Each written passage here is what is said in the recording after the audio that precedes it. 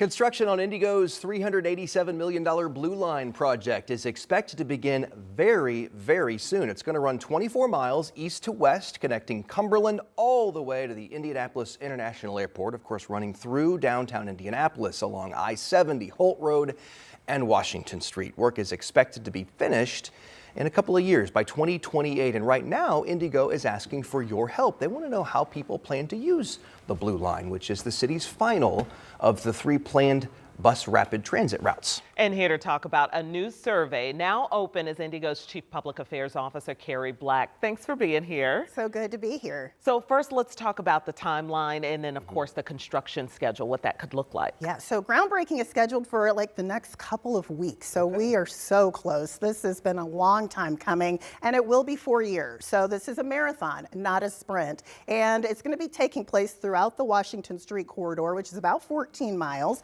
And basically, we just encourage people to check up on our website at indigo.net to get an understanding of when construction will hit your neighborhood or the area where you work so that people can be prepared for the closures and the detours. But our goal is to help Indy thrive through that time, maintain access to all businesses and residents during the construction. And you talked about the survey. What exactly is that, and what are you trying to find out from people? Sure. So we have what's called a baseline survey. So this is a survey that's open to anyone who works or owns a business or lives within a half mile of Washington Street. And basically, we're trying to get a sense of their driving patterns, their riding patterns. Do they ride IndyGo? If so, how? If they don't ride IndyGo, why not? Just so we can get an understanding before the project starts, and then we'll do it again several years after the project launches, just to see, have we moved the needle, and if so, in what way? And so, yeah. So this will give people an opportunity to have their voice heard. I think as a resident, a lot of times you feel like, oh, new projects are coming, and you may or may not have a say in how they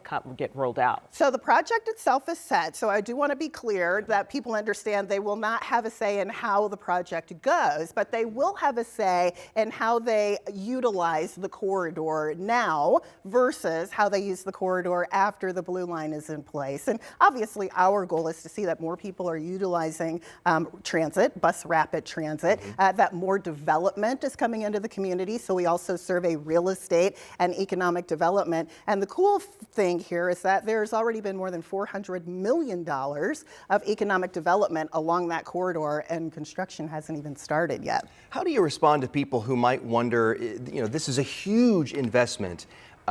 Does it justify the cost? Is there demand? Is there enough demand for rapid bus transit? Absolutely. So a couple of things. First of all, voters told us that they want bus rapid transit when they overwhelmingly approved the referendum back in 2016 that included the red, purple, and the Blue Line. And then number two, this is much more than just a transit project. Half of the budget goes to infrastructure improvement. So that's street paving, that's new and upgraded sidewalks, that's new ADA curb ramps, that's stormwater infrastructure improvement. And anyone who's driven through communities like Irvington after a heavy rain know how the water piles up there. This is going to take care of all of that. So even if you never ride the Blue Line, you're going to benefit as a result of this project. And we've seen some of that already along the purple line and the red line as well. Not just transit. Yep. All right, Carrie Black from IndyGo, thank you so much. Thanks we appreciate for having me. it. And we'll put a link to that survey online at WTHR.com. Thanks.